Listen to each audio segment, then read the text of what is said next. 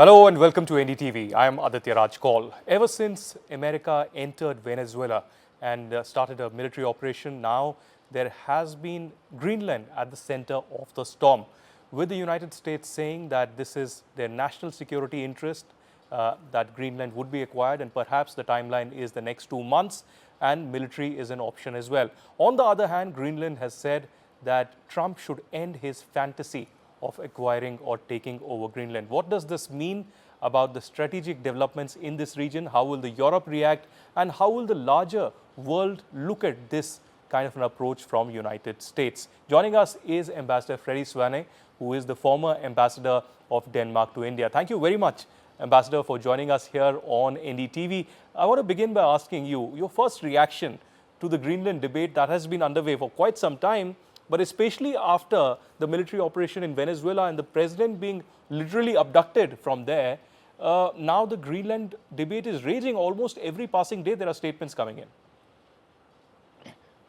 Every morning when I wake up, I'm just checking the new headlines from Washington, and I see new aspects being added to this almost unprecedented exchange of views on how is the national security interest of U.S. best being taken care of in relation with Greenland, and whether it's a kind of military intervention or economic pressure.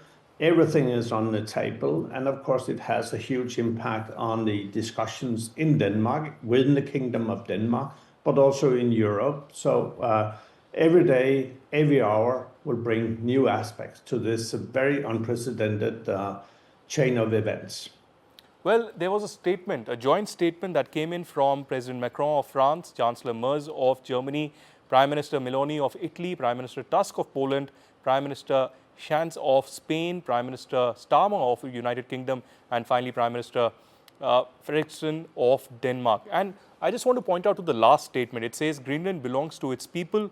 It is for Denmark and Greenland and them only to decide on matters concerning Denmark and Greenland.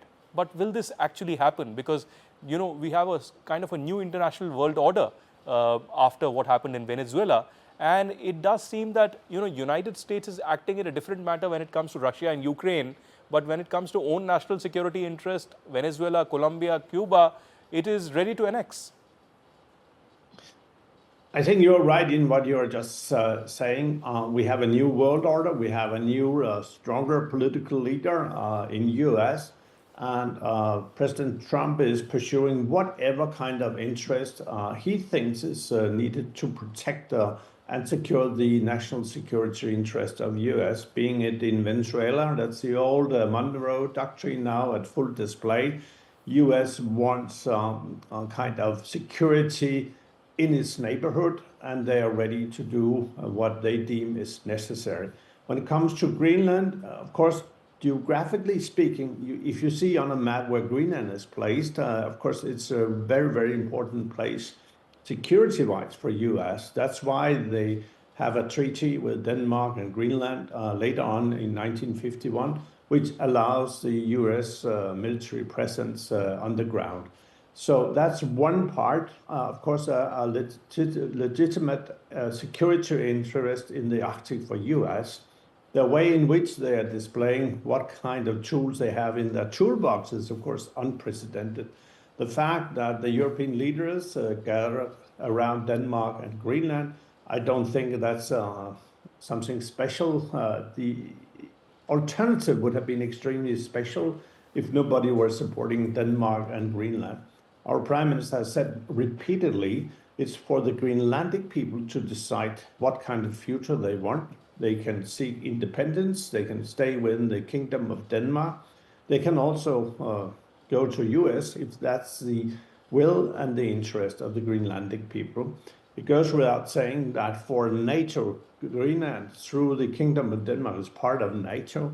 So here you have a kind of, put nicely, I would say, a discussion, debate within the family. We have the father of the family, the head of the family, now trying to say that my friends over there, you have to be part of the extended family.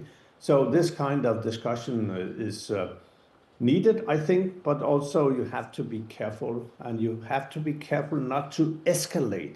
Therefore, diplomacy, not in the public, but in the back channel kind of framework is so important. And that's the only way by which you can solve this crisis or tension or discussion, whatever is the word you would put as a label to this ongoing crisis. Well, both foreign ministers of Denmark and Greenland have approached US Secretary of State Marco Rubio, in fact, in the last 1 year repeatedly for a meeting that has not been granted. And now yesterday again, a request has been sent out for a meeting, whether that takes place or not. But my larger question, Ambassador Svane, is also about the response of Europe.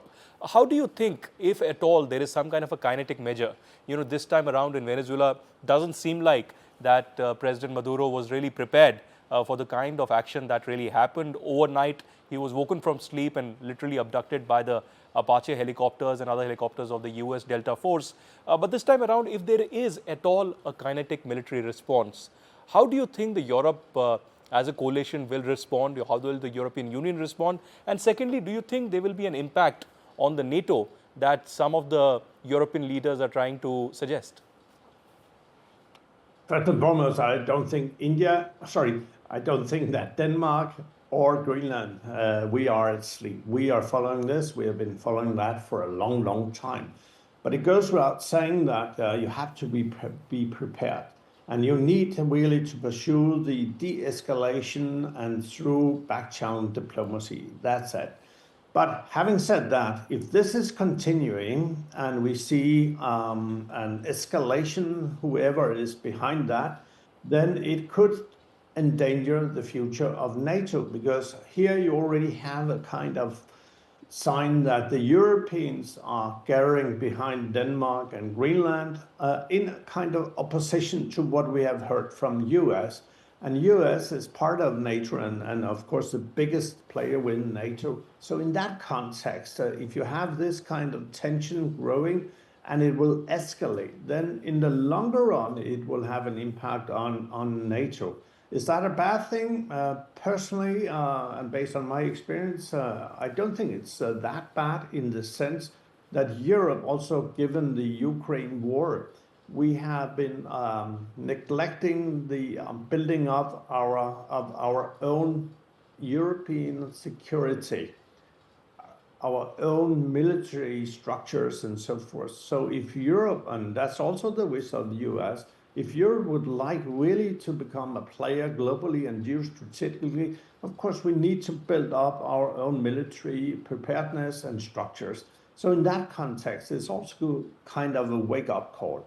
In a larger context, of course, if NATO is not going to be what we think it has to be and should be, but it's a different kind of structure with US focusing much more also in line with the new national security policy or strategy, if they think we have to take care of our own national interests, a kind of strategic autonomy in that context, and you know that what that means in an Indian context, then of course it will have huge ramifications across the world, not only in the Northern Hemisphere, but also for the rest of the world. And it might, in the longer run, also lead to the dismantling of existing structures like United Nations, IMF, and so forth. And in the global south, you have seen a lot of reactions also to the Venezuelan incident, if I can use this very mild word here,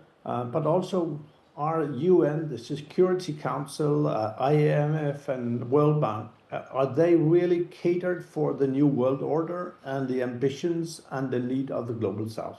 Big question mark. So I think for the first time ever, everything is up in the air, really. Well, certainly a big question mark, but for the layman, Ambassador, from your vast experience, could you explain that what is the power dynamics or the power competition around the Arctic, around Greenland really all about? What is the basic intention of the United States when it really wants to venture and annex Greenland? Do you think it is the natural resources? Do you think it is rare earth? Do you think there's something significant that is there that the United States is after? Because when it comes to Venezuela, the entire narrative was built up against drug trafficking, etc.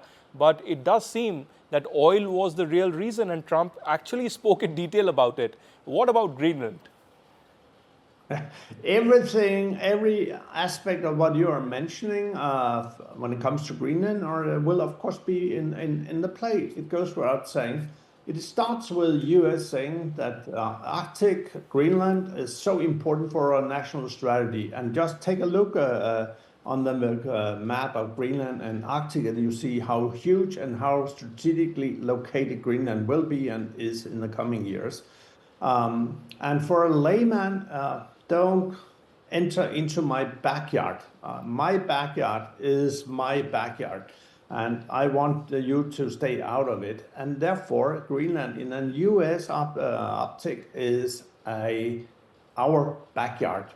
And they claim, wrongly I think, that Denmark and Greenland and the Europeans haven't done too much in order to protect the Arctic, but that's their view.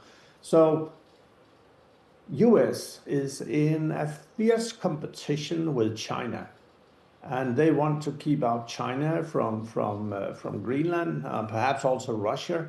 And you see that also when it comes to Venezuela. It was part of the discourse that now Iran, China, and Russia, they have lost a kind of very strong footprint in Latin America. And it's seen from a national security strategy point of view in US, it seems also to be a very, very important and valid point. So in that context, when we talk about Greenland, you see exactly the same kind of ideas, considerations, and reflections. Should we blame them for that? No, I don't think. It's their interest, it's their future.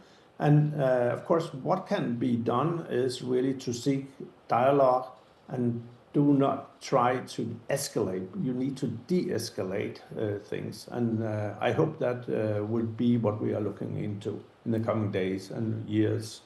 Literally. Right.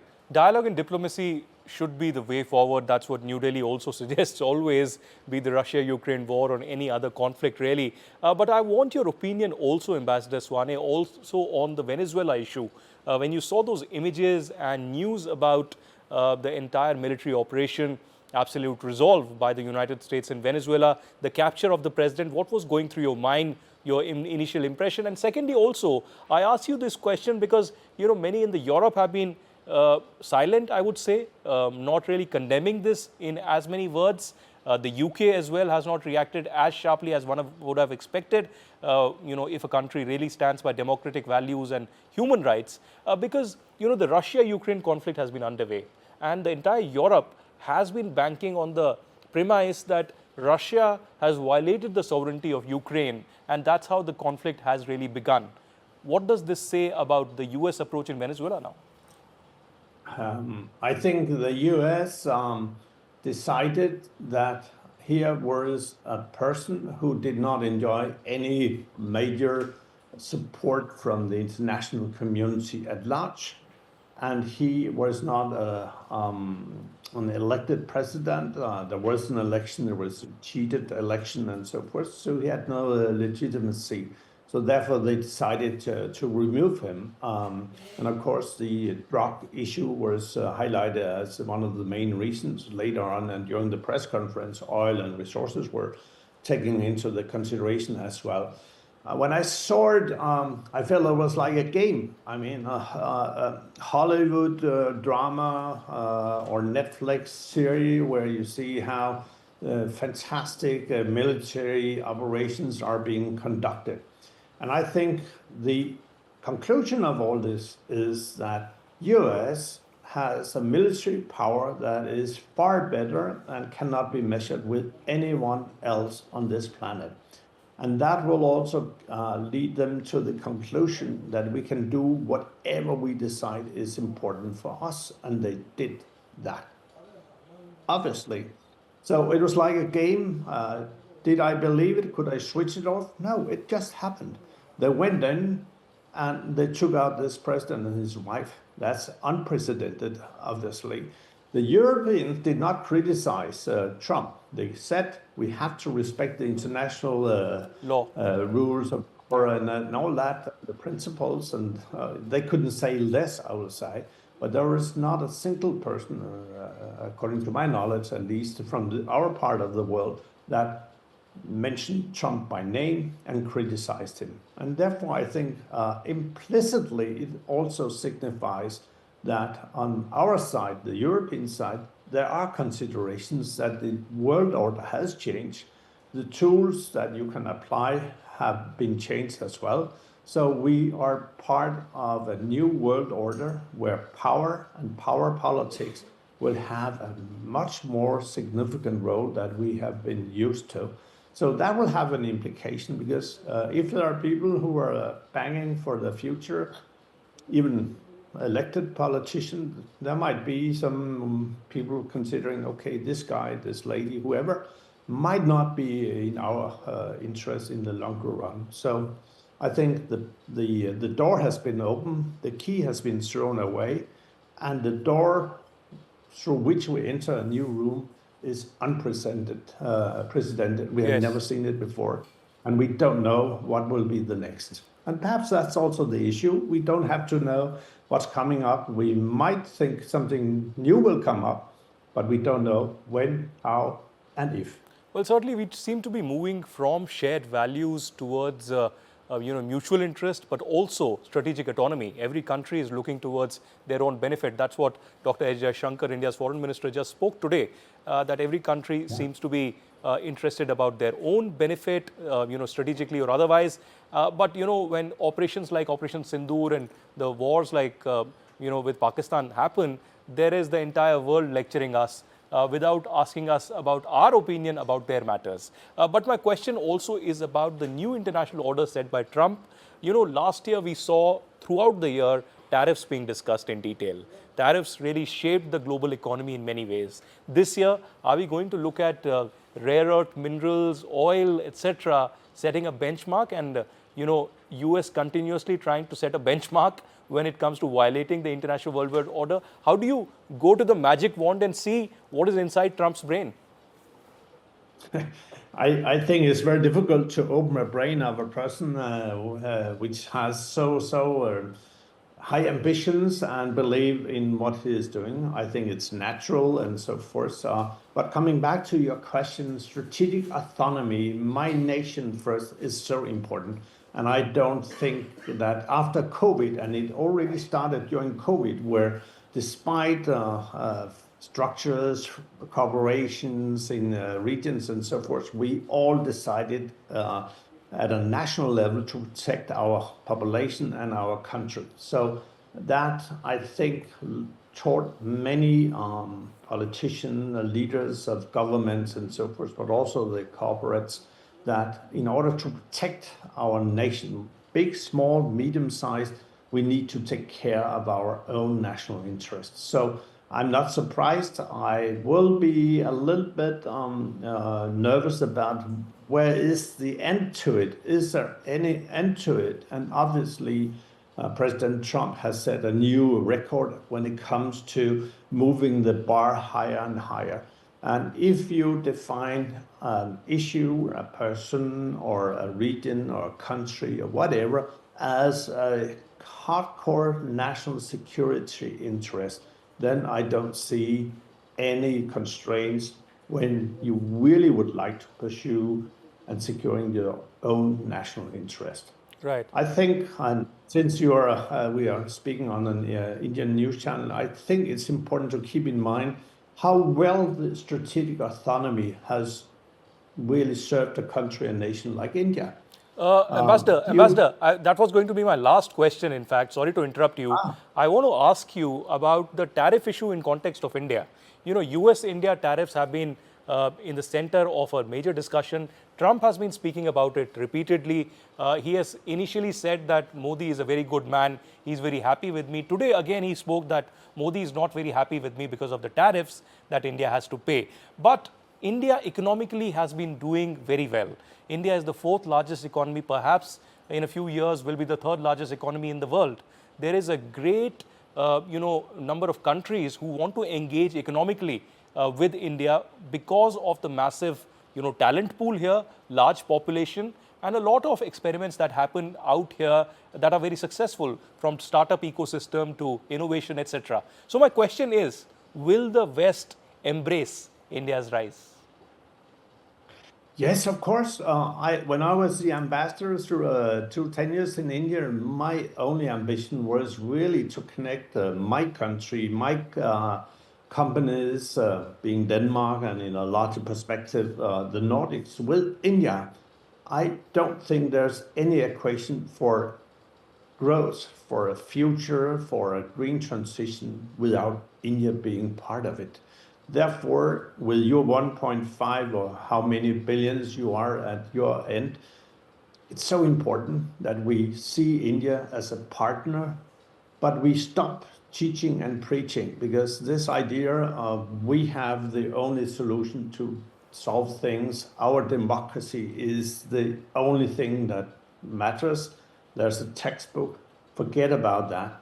India has to be taken on its own value, and you are a living civilization. You have built up your system, your democracy over so many years, not in an easy kind of way. You have to fight for it. You had the British really occupying you, exploiting you for centuries and so forth. And then in 1947 and so forth, you build up. And today you are the fourth largest economy.